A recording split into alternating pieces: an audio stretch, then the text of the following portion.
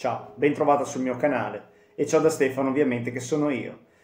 Titolo del video di oggi è Le briciole di pane del narcisista. Allora, prima di iniziare apro una parentesi, se mi vuoi scrivere una mail chiedendomi un parere o un consiglio in merito alla tua relazione, puoi farlo. Qua sotto nei commenti c'è il mio indirizzo mail, mandamela se ti va e ovviamente appena potrò ti risponderò molto volentieri. Chiusa parentesi, le briciole di pane del narcisista. Allora, questo video mi è stato richiesto da un ragazzo che segue il mio canale, che si chiama Riccardo, che ovviamente saluto con piacere, ciao Riccardo, ed è una cosa molto interessante. Ti vado a leggere un articolo che poi posterò qua sotto nelle note per intero, se poi lo vorrai andare a approfondire, in merito a queste briciole di pane, chiamato in inglese breadcrumbing, che significa appunto briciole di pane.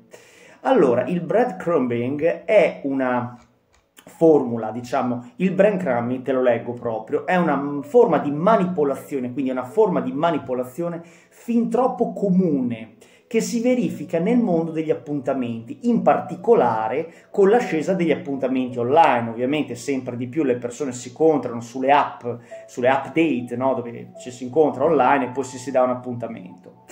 Lo descrive l'articolista, questo breadcrumbing, quindi queste briciole di pane, come l'attività di invio di messaggi brevi e sporadici, che significa corti e non frequenti, bocconcini digitali come brevi messaggi di testo, post di Facebook o cose del genere, cioè il narcisista patologico attraverso questa formula di manipolazione ti dice delle cose contrastanti. Ad esempio, un giorno magari ti manda un faccino con i cuoricini attorno, che di per sé potrebbe voler dire tante cose, magari che sta pensando a te, magari che è innamorato di te, soprattutto se sei presa di lui e uno ti manda un emoticon del genere, te cosa fai? Giustamente ti carichi, no? Perché dici, oh, è preso da me, poi magari sparisce per 2 giorni.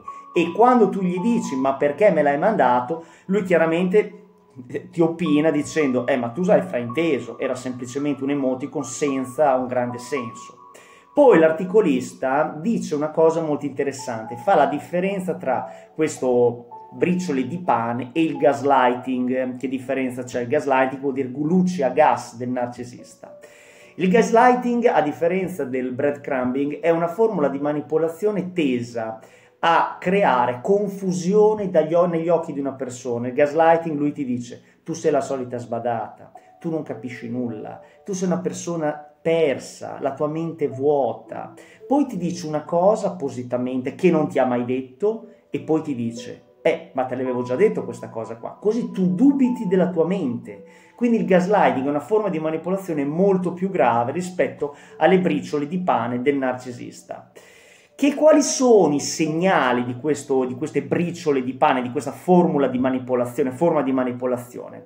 Allora, sebbene non tutti questi evidenti possano accadere contemporaneamente, i segni più forti di breadcrumbing sono incapacità di fare o impegnarsi nei piani.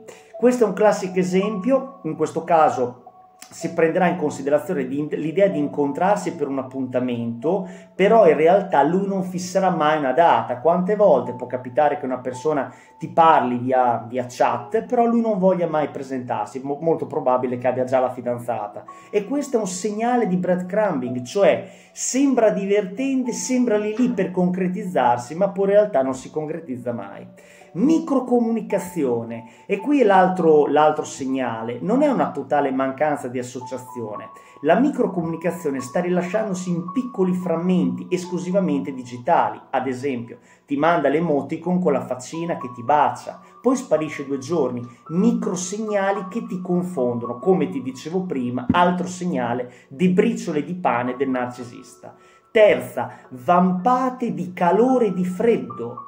Il punto centrale di breadcrumbing non è solo la comunicazione sporadica, i piccoli frammenti di comunicazione, queste briciole, spesso possono manifestarsi come momenti di breve connessione, in cui il destinatario si sente visto, apprezzato, il destinatario te, ma poi in realtà lui sparirà e ti ignorerà.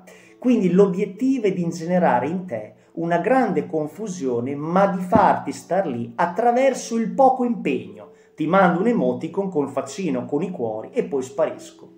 Tutto qua. Se poi vuoi andare a vedere l'articolo per intero, qua sotto. Grazie di aver seguito il mio video, clicca e like. Ciao da Stefano.